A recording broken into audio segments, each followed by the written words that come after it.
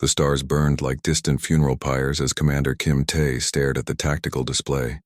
Red dots swarmed across the holographic map, each one representing a devourer ship tearing through the outer rim defenses. The creatures had come, from the dark space between galaxies, hungry and relentless, consuming everything in their path. "Sir, incoming transmission from Coalition Command," Lieutenant Park Hana called out, her voice tight with fear. She had been serving on the bridge for 3 years, but nothing had prepared her for this nightmare. Tae nodded and activated the communication channel. The familiar blue face of Admiral Vextar appeared on screen, his 4 eyes blinking in the pattern that meant urgency among his people. "Commander Tae, you will hold position at all costs," the alien admiral said without preamble. "The Coalition fleet is repositioning for a counterattack. Reinforcements are being prepared." "How long do we need to hold?" Tae asked, watching as another red dot disappeared from his display. That was the destroyer New Busan gone with all hands. "As long as necessary," Vextar replied. "The survival of the Coalition depends on your sacrifice." The transmission ended abruptly. Tae stood in silence for a moment, then turned to his communications officer. "Lieutenant Shin, patch me through to all human vessels in the sector." Within minutes, the faces of dozens of human captains filled his screen. Captain Lee Dong of the heavy cruiser, Eternal Dawn, Commander Baek Woo of the fast attack ship Thunder, Captain Nam Gil of the patrol vessel Silent Watch. All of them looked tired. All of them knew what was coming. "The Coalition wants us to hold the line," Tae announced. "They say reinforcements are coming." A bitter laugh came from one of the captains. "Reinforcements? We've been asking for support for 6 months. Where were they when the Devourers hit? The mining colonies? Where were they when New Seoul fell?" Captain Lee Dong spoke up, his weathered face grim. "My home world is gone, Commander. I watched it burn from orbit while we waited for Coalition support that never came. My family, everyone I knew." "The pattern is clear," added Captain Nam Gil, his young face aged beyond its years. "They're using us as a speed bump, buying time for their own retreat." Tae felt the truth of it like a physical weight. The Coalition had 12 member species, but humanity was the newest, the weakest politically. When the crisis came, they had been assigned the most dangerous positions while the older members pulled back to safer territories. "Sir," Hana interrupted, her voice barely a whisper. "Intercepted Coalition military frequency. They're discussing casualty projections. Put it on speaker," Tae ordered. The alien voices filled the bridge, speaking in the common trade language. The words were clinical, cold. "Human fleet effectiveness dropping to 40%. Acceptable losses for Phase 1 withdrawal. Estimated complete human fleet destruction in 72 hours. This provides adequate time for core world evacuation." The silence that followed was deafening. Every human on every ship in the fleet heard those words. Acceptable losses. Complete destruction. The Coalition had written them off, used them as expendable pawns in a game where only their own survival mattered. "Open a channel to all human vessels," Tae said quietly. "All frequencies." When the connection was established, he looked into the camera and spoke words that would echo across space for generations. "My fellow humans, we have been betrayed.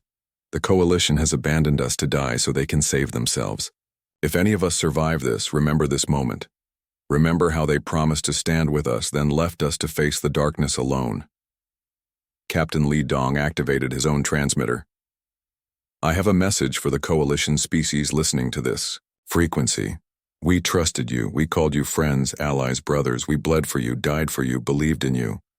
You have shown us what your friendship is worth." The Devourer ships pressed closer, their organic hulls pulsing with dark energy. The human fleet was vastly outnumbered, their weapons barely effective against the alien technology. But they did not retreat. They could not retreat. There was nowhere to go. "All ships, this is Commander Tae. We make our stand here, not for the Coalition, but for each other, for the memory of our dead worlds, for the hope that somewhere, somehow, humans will survive to remember what happened here." The battle was fierce, but brief. The human ships fought with desperate courage, but they were overwhelmed by sheer numbers. One by one, the proud vessels of humanity's space fleet went dark. Their final transmissions carried the same message across the void. We were abandoned. We were betrayed. We will not be forgotten. Captain Namgil's ship was among the last to fall. As the Devourer weapons tore through his hull, he managed one final transmission. This is Captain Namgil of the human vessel Silent Watch. To any humans who might hear this, we trusted them, we died for them, remember that. The outer rim fell to the Devourers within days. The Coalition retreat was successful, their core worlds safe behind hastily constructed defense lines. In their reports, they listed the human fleet as lost with honor in defense of Coalition territory, but scattered across the galaxy's edge, in hidden mining stations and forgotten research outposts, humans who had escaped the slaughter listened to those final transmissions. They heard the pain, the betrayal, the rage, and they began to plan. 3 months after the massacre at the Outer Rim, Admiral Yoon Soo received her first contact from the survivors. The signal came from deep space, bounced through 17 relay stations to hide its origin. The voice was weak but determined. This is Mining Station Echo 7. We have 37 souls aboard. We heard the final transmissions. We're still here. Sue closed her eyes and felt something she had not felt since the betrayal began. Hope. She was hiding in the wreckage of a destroyed supply depot, living in a salvaged transport ship with 42 other survivors. They had been drifting, for weeks, afraid to use their engines, afraid to broadcast any signals that might give away their location. Echo 7, this is Admiral Sue. You are not alone. Others have survived. We will find you. Over the following days, more voices reached out from the darkness. Research Station Beta 9 had saved 18 people by shutting down all systems and playing dead when the Devourers passed through their sector. A patrol ship called Morning Star had escaped with 12 crew members after their captain made the hard choice to abandon a damaged sister ship. A civilian transport named Hope's Dream carried 63 refugees from the destroyed colony on Kepler 4. Each contact brought more survivors to light, scattered across the galaxy's forgotten corners like seeds blown by a terrible wind. They gathered slowly, carefully, using coded messages and dead drop locations to avoid detection by both Devourers and Coalition forces. Dr. Han Sol was among the first to reach the rendezvous point, an abandoned asteroid mining facility in an empty system that had never appeared on any official star charts. He brought with him something precious beyond measure, intact samples of Devourer technology recovered from a crashed enemy scout ship. I've been studying their biomechanisms for 2 months, Sol explained to the growing council of survivors. Their technology is not built, it's grown, cultivated like a living organism. If we can understand how it works, we can use it against them, finished Chief Engineer Cho Min. Her left arm was gone, replaced by a crude mechanical prosthetic she had built herself from salvaged parts. But that's not enough. The Coalition betrayed us too. We need to be ready, for both enemies. The hidden base grew slowly. More survivors arrived each week, bringing skills, knowledge, and burning anger. Former soldiers taught combat tactics to civilian refugees. Scientists worked alongside engineers to reverse engineer, salvage technology. Children who had lost their families learned to operate the machinery that would build their new future. Captain Baek Wu arrived 6 months after the initial gathering, leading a convoy of 3 damaged ships carrying over 200 survivors. He had been collecting refugees from destroyed human settlements, following coded distress beacons that only humans would recognize. The Coalition isn't looking for us, he reported to Admiral Sue. As far as they're concerned, all humans died at the Outer Rim. They've already divided up our former territories among themselves. Good, Sue replied, her voice hard as steel. Let them think we're all dead. It will make things easier when the time comes. The first prototype ship emerged from their hidden shipyards 18 months after the betrayal. It was small, ugly, and cobbled together from scavenged parts, but it represented something new. Human engineering combined with Devourer biotechnology and Coalition systems stolen from abandoned supply depots. They called it vengeance, and when it moved through space, it seemed to flow like a living thing. Its hull absorbed sensor sweeps, making it nearly invisible.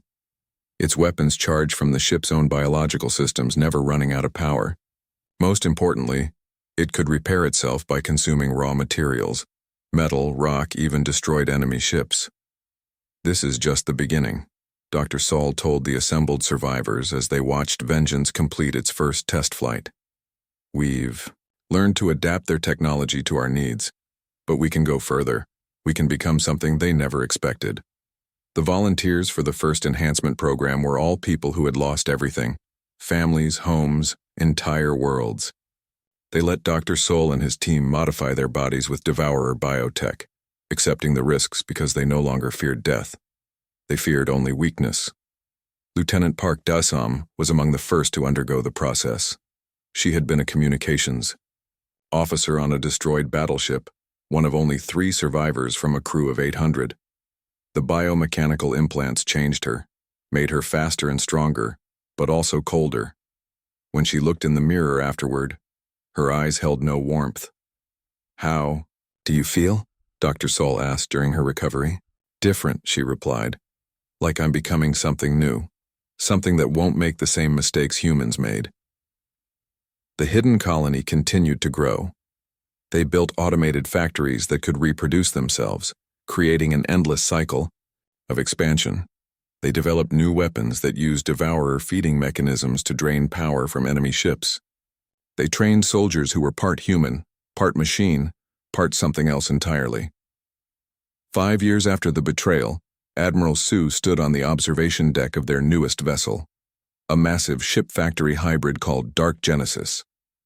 Around them, dozens of black ships moved through space like hunting animals. In the distance, automated mining drones stripped resources from dead planets, feeding the endless hunger of their growing fleet. "We are no longer the humans who trusted and died," she announced to her assembled captains. "We are what remains. We are what survives. And soon we will show the galaxy what that means." 25 years had passed since the betrayal, and the hidden human civilization had grown into something the galaxy had never seen before. Fleet Admiral Lim J stood in the nerve center of Dark Genesis, a massive vessel that pulsed with organic life while housing the most advanced technology in known space. The ship was alive in ways that defied easy explanation. Its corridors breathed, its walls healed themselves, and its weapons grew stronger with each battle. "Status report from all sectors," Jay commanded, his voice carrying through bio-neural networks that connected every ship in the fleet. He no longer looked entirely human. Silver threads ran under his skin, connecting to implants that allowed him to interface directly with the ship's living systems. His eyes glowed with a faint blue light, processing data streams that would overwhelm an unmodified human mind. Commander Obin's voice came through the network from Sector 7, where his task force had just completed another harvesting operation. "Resource extraction complete, Admiral. The Kepler system has been fully processed. All useful materials have been collected and integrated into the fleet." Jay nodded with satisfaction. The process had become efficient beyond their original dreams. Black Fleet vessels would appear at a target system, disable any defenses with surgical precision, and then begin the harvest. Automated drones would strip planets of metals, rare elements, and organic compounds, while construction ships used the raw materials to build new vessels on site. Within days, bustling star systems became empty voids with only a single message, burned into the surface of airless rocks. "Payment due." Dr. Kang Yoon approached through the ship's living corridors, her research team following behind. She had changed even more than Jay over the years. Her body was a seamless fusion of human flesh and devourer biotechnology, allowing her to survive in vacuum and interface directly with the alien systems they had mastered. "The integration process continues to exceed expectations," she reported, uploading her data directly into Jay's neural interface. "Success rate is now 98.7%. Our people are adapting to the biomechanical modifications faster than we projected. The children born after integration show remarkable capabilities. This was the most significant development of all. The survivors' children, born in the hidden colonies and raised on stories of betrayal, had grown up as something entirely new. They called themselves the Voidborn, and they possessed abilities that amazed even their enhanced parents. They could survive in space without suits, communicate through quantum-entangled implants across vast distances, and pilot the living, ships with an intuitive understanding that took older humans years to develop. Captain Xinyu was one of these Voidborn, now commanding her own vessel at the age of 23. Her ship, Silent Hunter, was grown rather than built, its hull a dark organic material that could shift and adapt to different situations. When she walked onto the bridge, her crew, all Voidborn like herself, responded to her thoughts as much as her spoken commands. "Target acquired," she reported to the fleet network. "Coalition Patrol Squadron, 3 light cruisers and a command ship. They appear to be investigating our previous operations in the Andromeda sector." "Eliminate them," Jay responded without hesitation. "Leave no survivors, no wreckage. Let them disappear without a trace." The engagement was over in minutes. The Coalition ships never knew what hit them. Silent Hunter and her sister vessels phased in from dimensions the Coalition didn't know existed, struck with weapons that bypassed every known defense, and vanished again before the enemy could even transmit a distress signal. This had become the pattern across dozens of sectors. Coalition forces would investigate strange disappearances, only to vanish themselves. Trade routes went silent. Exploration fleets never returned. Border worlds reported massive black shapes moving through their systems at impossible speeds, there one moment and gone the next. Admiral Yun Su, the original architect of their survival, had become something that barely resembled her former self. Her body was more machine than flesh now, sustained by the ship's biological systems and connected to the entire fleet through quantum links. She rarely spoke aloud anymore, communicating through direct neural transmission to her subordinates. When she did address the fleet, her words carried the weight of absolute authority. "Phase 3 begins now," she announced across all vessels. "We have gathered enough resources. We have tested our capabilities. The time for hiding is over." The fleet had grown to over 3,000 vessels, each one a hybrid of human engineering, devour biotechnology, and innovations that had emerged from their unique fusion. Some ships were massive factory fortresses that could construct new vessels from raw materials in a matter of hours. Others were tiny scout ships that could slip through space undetected, gathering intelligence and marking targets for the larger forces. But the most terrifying development was the emergence of the synthesis, humans who had undergone complete biomechanical integration. They were no longer individuals in any recognizable sense, but rather extensions of the fleet's collective consciousness. They could survive injuries that would kill normal humans, process information at superhuman speeds, and coordinate complex operations across multiple star systems simultaneously. Lieutenant Commander Park Min was among the first to undergo complete synthesis. When she spoke, it was with the voice of the entire collective. "We have monitored Coalition communications. They are beginning to suspect that something survived the human extermination. They are investigating the disappearances more aggressively." "Then, it is time they learned the truth," Jay replied. "Begin Phase 4. It's time to announce our return to the galaxy." The Black Fleet began to move, emerging from the empty spaces between stars where they had grown strong in secret. Soon the Coalition would discover that humanity had not died in the Outer Rim battles 25 years ago. Instead, it had evolved into something far more dangerous than anything they had ever imagined. The first sign came when Trade Route 47 simply vanished. Coalition Traffic Control waited 3 days for the convoy of 12 merchant vessels to arrive at their scheduled destination. When search ships reached the route's midpoint, they found nothing. No wreckage, no distress beacons, no trace that the ships had ever existed. Admiral Vextar of the Alteran Navy studied the reports with growing unease. His 4 eyes blinked rapidly as he processed the data. 17 trade routes compromised in 36 days, he muttered to his aide, a young Keltorian named Zix. "Pirates cannot simply make entire fleets disappear." "Sir," Zix replied, his tentacles writhing nervously. "The missing ships carried different cargo types. Some had luxury goods, others raw materials, still others carried civilian passengers. No pirate group would target such diverse vessels. Before Vextar could respond, emergency alerts flooded his command center. Reports poured in from rim worlds throughout Coalition space. Massive black shapes moving through star systems, appearing from nowhere and vanishing just as quickly. The descriptions varied, but certain details remained consistent. Ships that moved like living creatures, technology that made no sound in space yet somehow felt threatening, and always the same aftermath. Commander Tokvas of the Border Patrol, Ship Stellar Pride, transmitted his report from the Helix secondary system. His voice shook as he spoke. "The planet is empty, Admiral. Not destroyed, not bombarded. Stripped clean. Every mine, every factory, every piece of useful equipment is gone. The cities are intact but hollow, and there's a message burned into the continental landmass, visible from orbit." "What does it say?" Vextar demanded. "Payment due." "The same." Message appeared on 17 different worlds over the next month. Each time, Coalition forces arrived to find planets that had been surgically emptied of anything valuable. The populations were gone, not killed but taken. Buildings stood empty, power grids remained functional, but every person, every useful resource, every piece of advanced technology had vanished without a trace. Captain Nam Gil commanded the lead vessel of the Black Fleet's advance force. His ship, Silent Fury, emerged from phase space at the edge of the Centauri minor system, home to a Coalition military supply depot. The vessel bore no resemblance to the patrol ship he had once commanded during humanity's extinction.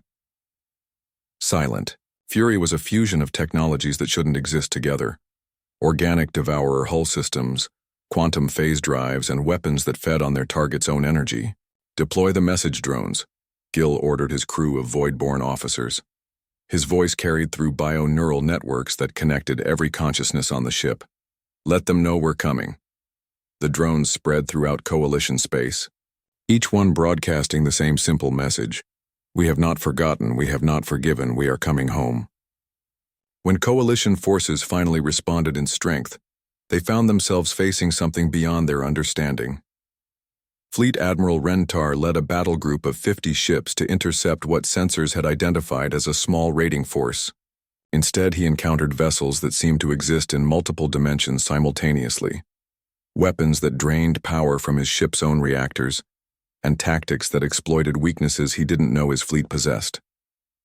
All ships, evasive. "Maneuvers!" Rentar screamed as his flagship's shields failed under assault from weapons that bypassed every known defense. "Target the lead vessel." But the black ships moved in patterns that defied physics, phasing in and out of normal space, striking from impossible angles. The Coalition fleet's advanced targeting systems couldn't lock onto enemies that existed partially in other dimensions. Commander Jiang Sun watched the battle from her flagship Eternal Shadow, her enhanced consciousness processing tactical data.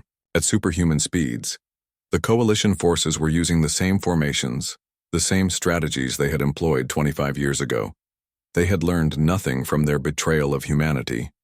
"Remember," she broadcast to her captains, "we are not here to conquer.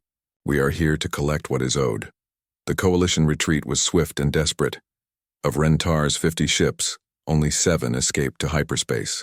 The survivors carried tales of impossible technology and warriors who seemed more machine than living beings. But more disturbing were the reports of human voices speaking through the enemy's communication systems. "This is Captain Park Dasam of the Black Fleet," came the transmission to the fleeing Coalition ships. "Tell your leaders that humanity has returned. Tell them we remember every promise they broke, every life they wasted, every trust they betrayed.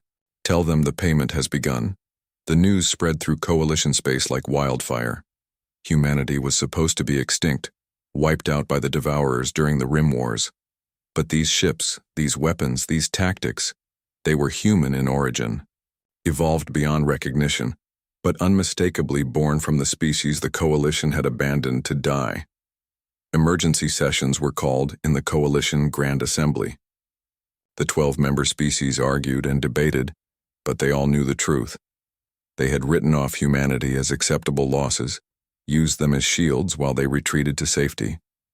Now something had emerged from the void, something that carried, Human consciousness but possessed power beyond anything in coalition arsenals. Captain Beck Wu led the second wave of attacks, targeting coalition military installations with surgical precision. His enhanced crew moved like extensions of his own mind, coordinating attacks across multiple star systems simultaneously. They struck supply depots, communication relays, and training facilities, always leaving the same message: payment due. The Coalition's greatest fear was becoming reality. They had abandoned humanity to extinction, but humanity had survived. It had adapted, evolved, and become something that remembered every betrayal with perfect clarity. The Black Fleet continued its systematic advance, and with each victory, the Coalition forces learned the same terrible lesson. When you betray those who trusted you, sometimes they come back as something far worse than enemies. They come back as judgment. Fleet Admiral Lim J materialized as a hologram in the Coalition Grand Assembly, his image projected from the bridge of his flagship Eternal Shadow. The assembled representatives of 12 species looked upon what humanity had become: part machine, part organism, entirely lethal. His body was more cybernetic than flesh now, silver threads running beneath translucent skin that pulsed with biomechanical rhythms. "I am Admiral Lim J of the Black Empire," he announced, his voice carrying harmonics that resonated through dimensions the Coalition didn't understand. 25 years ago, you left humanity to die against the Devourers. You called us allies, then used us as shields while you fled to safety. The Coalition leaders shifted uncomfortably in their seats. Admiral Vexistar, now elderly but still commanding the Alteran fleet, remembered the human sacrifice. Others had tried to forget, burying the betrayal in classified files and official denials. "We offered you our trust, our loyalty, our lives," Jay continued, his glowing eyes scanning the faces of those who had condemned his species. "You repaid that trust by abandoning us to extinction. Today we offer you the same choice you gave us: surrender or die." On every Coalition homeworld, Black Fleet vessels appeared simultaneously. The synchronized arrival was a demonstration of power that chilled every military analyst who witnessed it. Ships that existed in multiple dimensions, technology that fed on enemy weapons, and coordination that suggested a collective intelligence beyond individual consciousness. Captain Shin Yu commanded the force surrounding Altera Prime, Admiral Vextar's homeworld. Her vessel Dark Judgment hung in space like a predator, its organic hull rippling with anticipation. She was void-born, raised on stories of betrayal and trained from childhood to be the instrument of humanity's vengeance. Admiral Vextar, she transmitted to the planet's surface. "You commanded Coalition forces during humanity's abandonment. Your species benefited from our sacrifice. Payment is now due." The Alteran home fleet moved to intercept, but their weapons proved useless against ships that could phase between dimensions. Dark Judgment absorbed their energy blasts, growing stronger with each attack.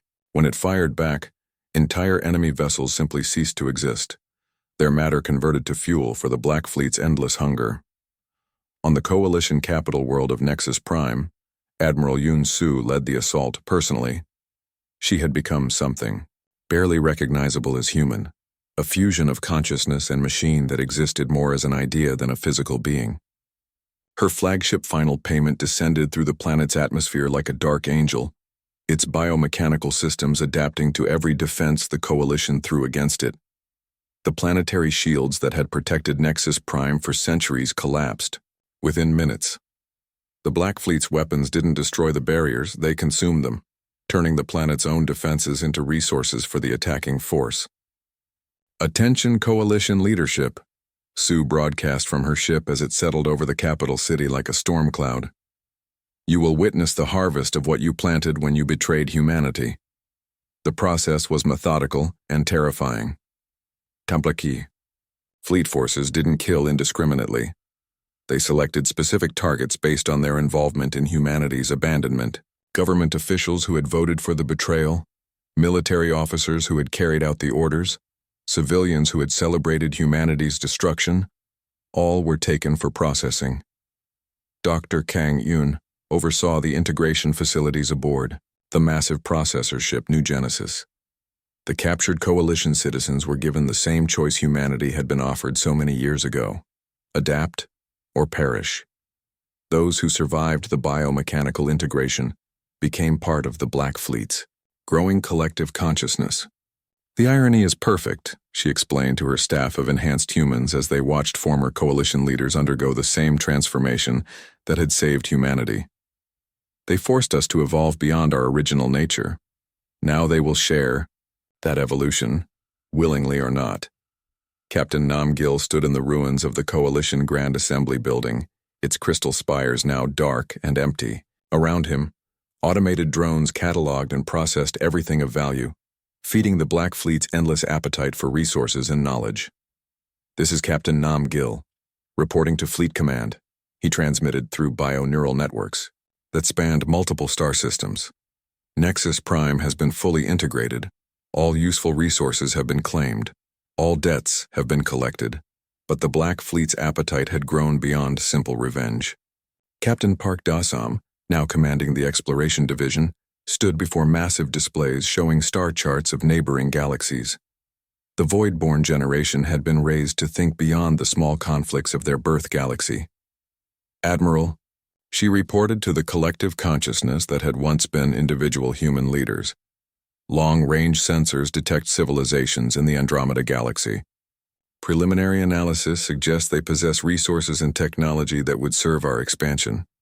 The response came not from any single voice, but from the harmonized consciousness of the entire Black Fleet, thousands of enhanced humans speaking as one entity. "Prepare the deep space vessels. Begin preliminary harvesting operations. The galaxy has been cleansed of those who betrayed us. It is time to spread beyond these stars." In the end, the Coalition's betrayal had achieved something they never intended. By abandoning humanity to die, they had forced the species to evolve into something that no longer recognized the moral boundaries that had once constrained them. The humans who had once fought to protect others had become something that viewed entire civilizations as resources to be consumed.